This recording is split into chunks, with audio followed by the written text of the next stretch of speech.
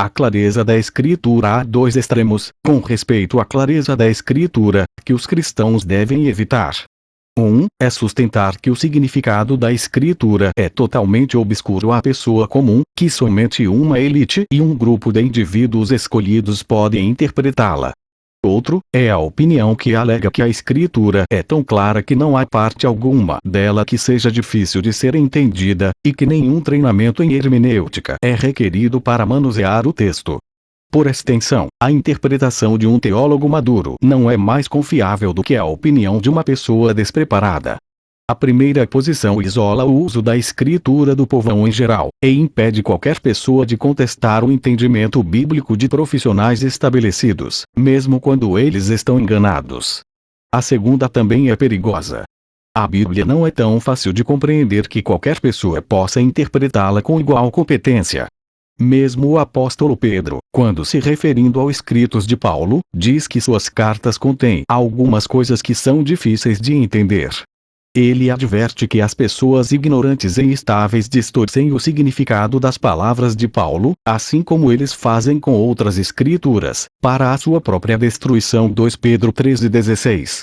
Muitos gostariam de julgar a si mesmos competentes em assuntos importantes tais como teologia e hermenêutica, mas, ao invés de orarem por sabedoria e estudarem as Escrituras, supõem serem tão capazes quanto os teólogos ou os seus próprios pastores. Tal modo de pensar é um convite ao desastre e à confusão. Diligência, treinamento e capacitação divina, tudo isso contribui para a capacidade de alguém interpretar e aplicar a Bíblia. Embora muitas passagens na Bíblia sejam fáceis de entender, algumas delas requerem diligência extra e sabedoria especial para serem interpretadas acuradamente. É possível para uma pessoa ler a Escritura e adquirir dela entendimento e conhecimento suficientes para a salvação, embora algumas vezes alguém possa precisar de um crente instruído até para isso. E, correndo Filipe, ouviu que lia o profeta Isaías, e disse: "Entendes tu que lês?" E ele disse: "Como poderei entender, se alguém não me ensinar?" E rogou a Filipe que subisse com ele e se assentasse. Atos 8:30, 31. É possível também aprender os dogmas básicos da fé cristã, simplesmente lendo a Bíblia. Mas há passagens ali que são, em diferentes graus, difíceis de entender. Nesses casos, alguém pode solicitar o auxílio de ministros e teólogos para as explicarem, de forma a evitar a distorção da palavra de Deus. Neemias 8:8 afirma o lugar do ministério de pregação. E leram no livro, na lei de Deus, e declarando, e explicando o sentido, faziam que, lendo, se entendesse. Contudo, a autoridade final repousa nas palavras da Escritura mesma, e não na interpretação dos eruditos. Ela nunca está errada, embora nosso entendimento e inferências dela extraídos possam estar, algumas vezes, equivocados. Este é um motivo pelo qual toda a Igreja deveria preparar seus membros na teologia, na hermenêutica e na lógica, de forma que eles possam manusear melhor a palavra da verdade. Portanto, embora a doutrina da clareza da Escritura conceda a cada pessoa o direito de ler e interpretar a Bíblia, ela não elimina a necessidade de mestres na Igreja, mas, antes, afirma a sua necessidade.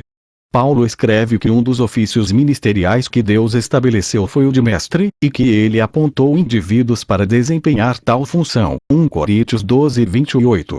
Mas Tiago adverte que nem todos deveriam ansiar assumir tal ofício. Meus irmãos, muitos de vos não sejam mestres, sabendo que receberemos mais duro juízo. Tiago 3:1.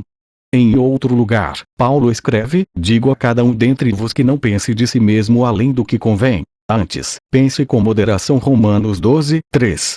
Aqueles escolhidos por Deus para serem ministros da doutrina são capazes de interpretar as passagens mais difíceis da Escritura, e podem também extrair valiosos insights que podem evitar outras dificuldades das passagens mais simples também.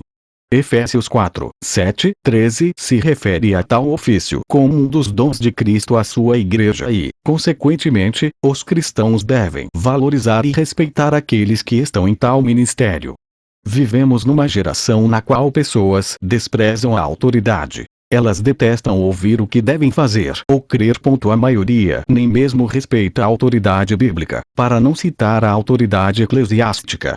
Elas consideram as suas opiniões tão boas quanto as dos apóstolos, ou, no mínimo, dos teólogos e pastores. Sua religião é democrática, não autoritária.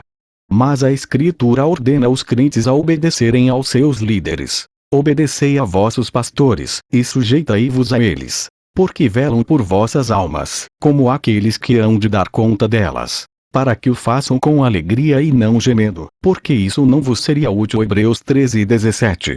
Todo crente tem o direito de ler a Bíblia por si mesmo, mas isto não deve se traduzir em desafio ilegítimo 14 contra os sábios ensinos de eruditos ou contra a autoridade dos líderes da igreja.